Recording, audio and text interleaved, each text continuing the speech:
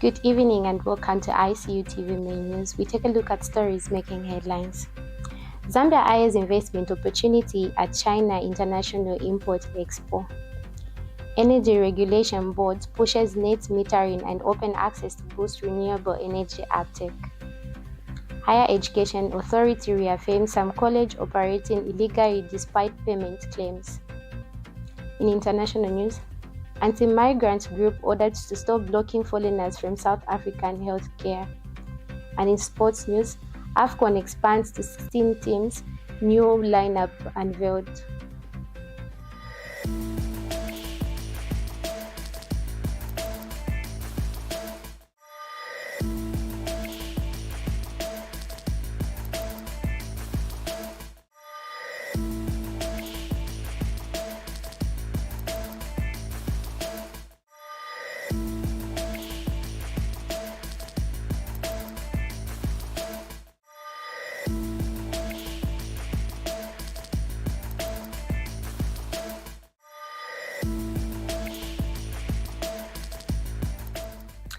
With the news details, my name is Memory Mwango. Her health initiative aimed at improving maternal and child health has been praised for making significant strides in Southern Province. The Peace Healthy program has helped reduce maternal deaths while strengthening healthcare services across the region. Southern Province Health Director Dr. Caritas Kayunga commended the program for supporting national health priorities, while Livingstone Town Clerk Timothy Mambalakata highlighted its impact on healthcare infrastructure and service delivery. Supported by CINDA and implemented by the Ministry of Health, with technical assistance from the Quinton Health Access Initiative, the program has trained healthcare workers and provided essential equipment to enhance quality service. Peace Health Coordinator Cindy Chirwa noted that these efforts have improved the capacity of medical staff to deliver better care. Delegates from the Ministry of Health, Swedish Embassy, and Clinton Health Access Initiative praised the program's progress, calling it a key step towards better mental and child health in the province. Zambia is gearing up to participate in the 8th China International Import Expo, set to take place from the 5th to the 10th of November 2025. Government says the expo presents a major opportunity for Zambia to deepen its economic ties with China, the country's largest trading partner, while showcasing its investment potential on the global stage. Zambia is excited to participate in the 8th China International Import Expo in Shanghai, China, showcasing our country's vast economic potential and opportunities for growth. Led by Deputy Secretary to Cabinet for Finance and Economic Development, Mr. Siazonga Siakalenge, our delegation aims to deepen economic cooperation with China, our long-standing partner, and explore new avenues for trade and investment right there in China. Now, with a target of 3 million metric tons of copper output and $1 billion in beef exports, Zambia is poised to increase its global footprint. And so we invite investors to manufacture right here in Zambia, leveraging our regional markets and growing economy. Now, China remains our largest trading partner, accounting for over 70% of our copper exports. We are shifting focus towards value-added exports, building factories, and securing partnerships that benefit Zambian workers and communities. Now, The Energy Regulation Board has underscored the importance of net metering and open access policies in accelerating Zambia's shift towards renewable energy. Speaking during the Power and Elect Zambia exhibition and conference, the Energy Regulation Board Senior Manager for Pricing and Research explains that the two policy frameworks are designed to allow consumers who generate their own power, such as through solar panels, to feed excess electricity back into the national grid. He added that the policies are also opening the market to more private sector investment by allowing independent power producers easier access to transmission and distribution networks. According to the Energy Regulation Board, these reforms are expected to improve energy reliability, lower long-term electricity costs, and support Zambia's transition to a cleaner and more sustainable energy future. The Higher Education Authority has maintained that some colleges, including the Broken-Hillman College of Applied Science and Education, are operating illegally because they are not registered under the Higher Education Amendment Act of 2021. This follows a statement by the college showing a payment of 15,000 kwacha, which it claimed was part of the certification process. But Higher Education Authority Corporate Communications Officer Boniface Musoba says the payment alone does not amount to registration. He explains that institutions were given until March 31st, 2024 to comply with the new law, and the grace period has now expired.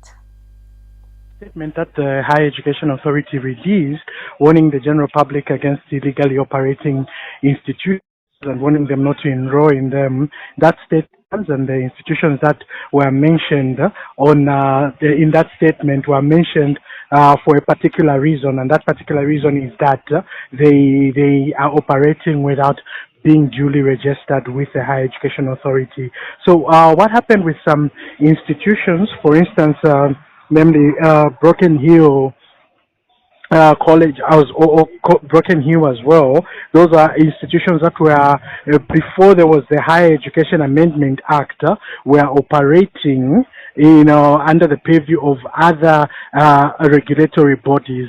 So after the Higher Education Amendment Act of 2021 was passed, we gave them a grace period to register now with the Higher Education Authority. All of those that were under the Health Professions Council of Zambia, the Nursing and Midwifery Council of Zambia, the Teaching Council of Zambia, and other institutions which the Higher Education Amendment Act created, because it created other categories like, institutions for the professional, for the training professionals, those ones were created, and also institutes, university colleges, technical university colleges, and technical colleges, all those were created, and we gave a grace period from the time the act was passed up to March 31st, 2024.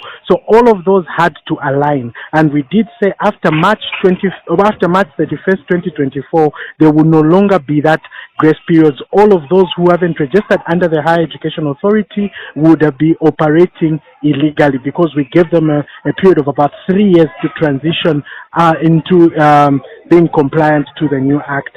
So the Broken Hill College that were being mentioned about, they are not registered. The important thing is that it's not about making a payment, but that payment is for what? That was 15,000 kwacha. What is it for? Okay. Registration for a college is not 15,000 kwacha.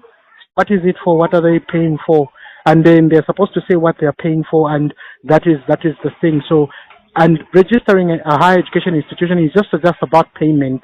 It's about submission of the registration documents. It's about us coming to inspect the campus to make sure that the campus is operating correctly. It's about all of those steps. It's about us issuing issuing the institution with a certificate to say you are ready to operate. That and only then can an institution operate.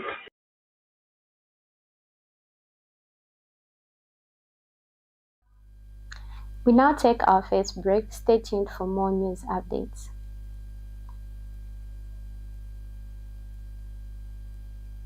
Welcome to the Zambia Research and Development Center, an institution dedicated to national development through capacity building and community development.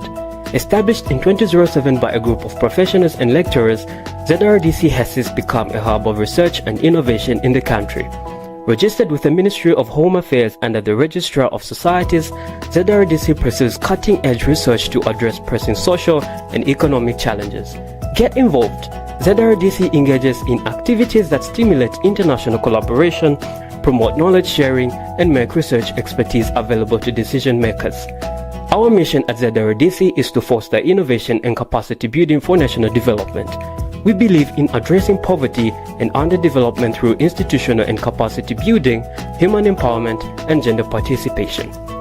In our quest to foster innovation and capacity building for national development, ZRDC launched the ZRDC University Sponsorship for Capacity Building and Development Program to facilitate knowledge advancement among ZRDC researchers and those intending to join the research community. Qualified Zambian citizens can pursue education at credible universities in Zambia with guaranteed prospects of joining the ZRDC research community. ZRDC engages in industrial and technological research, covering research development and innovative investigations to drive dynamic industrial development at national and regional levels. Join us at the Zambia Research and Development Center as we continue to innovate, empower, and shape a brighter future for Zambia. ZRDC, fostering innovation and capacity building for national development. Welcome back, and now in our local stories. Government says construction of drainage systems in Kanyama is progressing well, with works now at about 60% completion.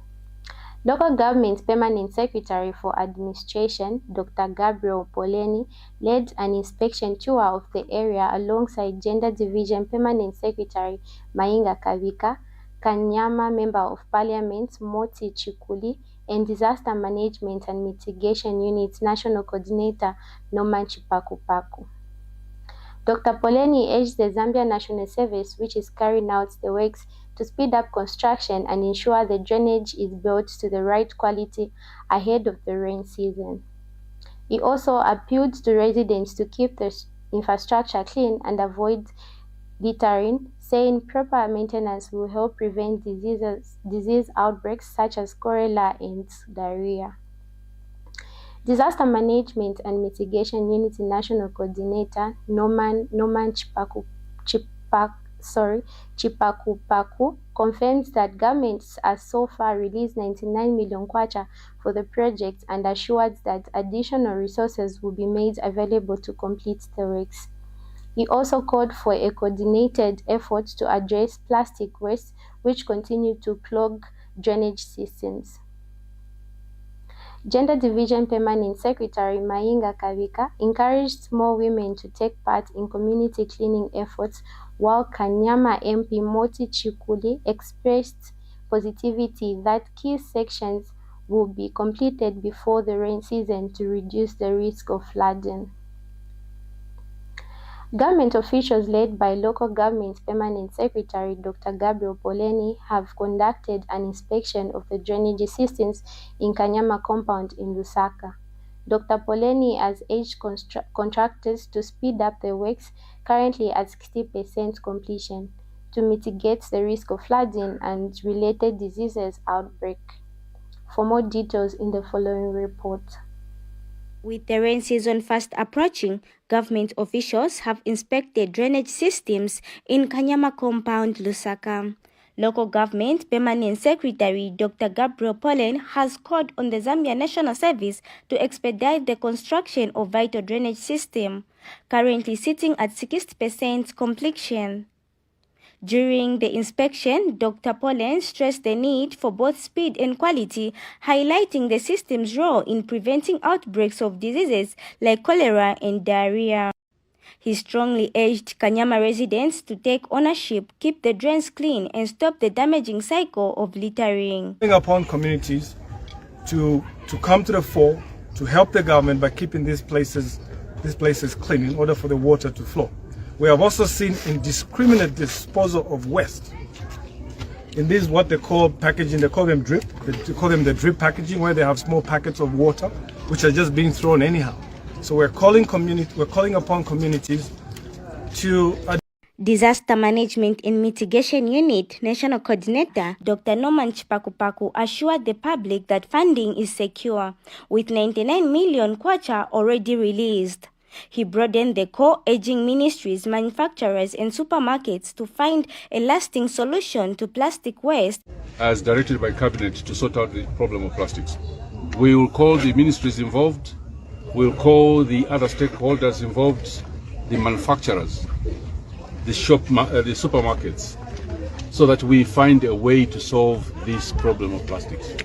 There's recycling, there's reuse, but there's that responsibility by citizens themselves that plastics cannot continue to be a nuisance. We have to find a solution. And residents like Betha Banda welcome the initiative, promising local support to ensure the new drainage infrastructure works as intended. So this the age the women wazanga oloma bazibambo kuti pamene bankhala na bevu pakazioneka clean oloma drainage pakazioneka clean. Precious Banda reporting for ICU TV News in Lusaka. A fire has swept through Chiwempala Market in Chingola, destroying several stores and leaving traders counting huge losses. The blaze, which broke out in the early hours of today, spread rapidly before firefighters managed to contain it. Authorities say investigations are underway to determine the cause of the fire, while affected traders have been left devastated. Mishek Mfune has more details in the following report.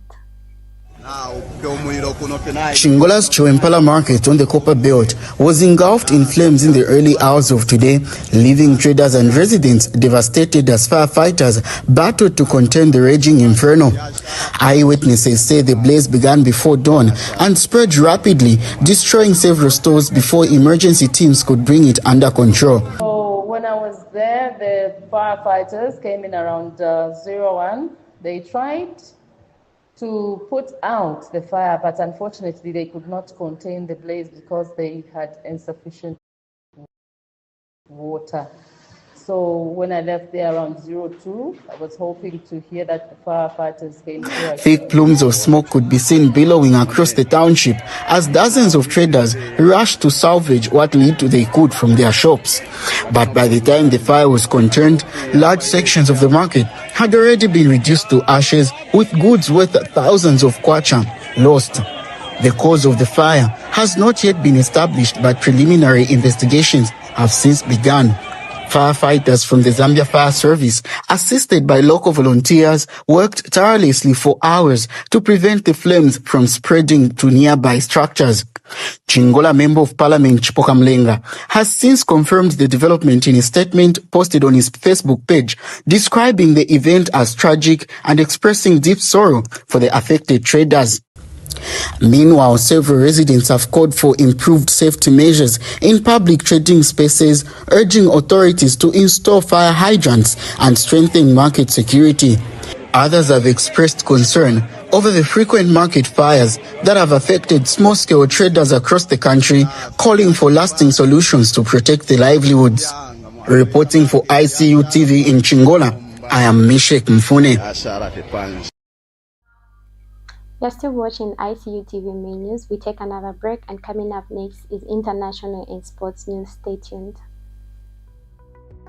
The Information and Communications University is driving the thrill for the nation in research and development.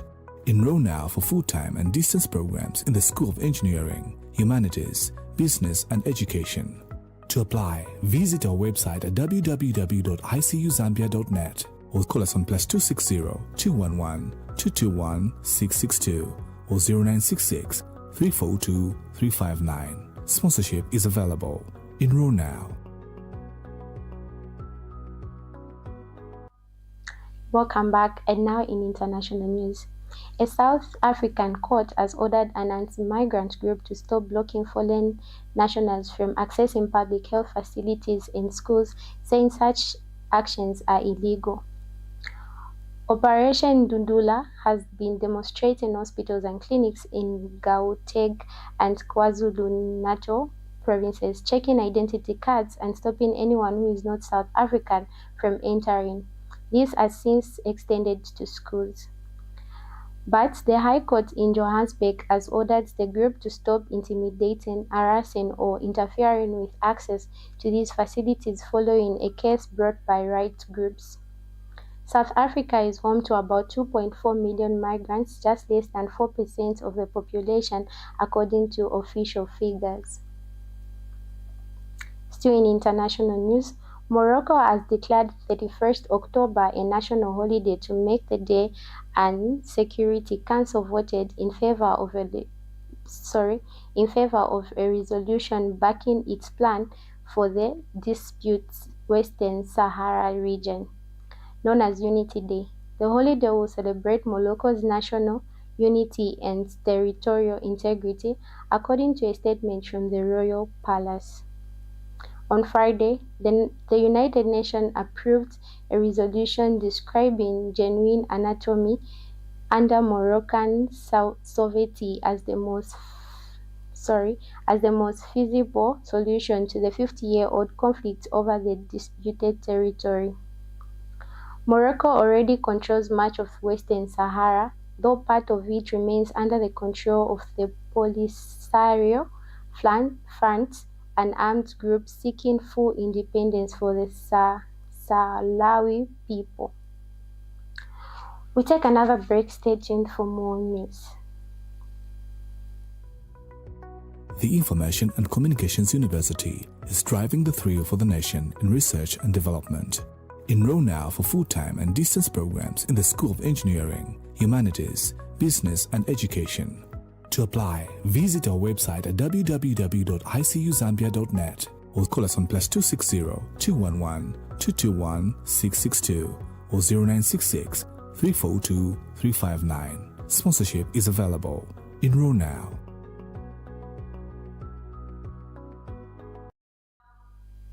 Welcome back, and now in sports news. The Confederation of South African Football has officially announced the expansion of the Women's Africa Cup of Nations (WAFCON) from 12 to 16 teams, starting with the 2026 edition in Morocco. This decision aims to boost competitiveness and promote women's football across the continent. The tournament is scheduled to take place from March 17 to April 3, 2026. The 16 teams that will participate in the tournament include host Morocco, defending champions Nigeria, and other qualified teams such as South Africa, Zambia, Tanzania, Malawi, Algeria, Ghana, Burkina Faso, Kenya, Cape Verde, Senegal. Additionally, 4 teams were selected based on the FIFA rankings. Cameroon, 66th ranked, Côte d'Ivoire, 71st ranked, Malawi, 79th ranked, and Egypt, 95th ranked. The WAFCON tournament will also serve as the African qualifier for the 2027 FIFA Women's World Cup in Brazil. The top 4 teams will earn automatic World Cup spots, while 2 additional teams will advance to the Interconfederation Playoff. The Zambia Under-17 men's national team have taken part in the FIFA Players Summit being held alongside the FIFA Youth Under-17 World Cup in Qatar. The summit brought together young players from around the world, providing them with an opportunity to learn from some of the football's most respected figures, including former Senegal manager and FIFA chief of global football development, Arsène Wenger. The event focused on discipline, teamwork, resilience, and passion, values shared through personal experience by football legends who addressed the participants. Teams from Swaziland, Haiti, and New Caledonia were also among those in attendance. First Technical Director Lyson Zulu, who accompanied the squad, said the summit offered more than just football lessons, noting that it helped shape character and inspire ambition among the players. The Under-17 team is currently competing at the World Cup and attended the summit shortly after securing their opening match victory. The experience is expected to boost their motivation as they continue to present Zambia on the international stage.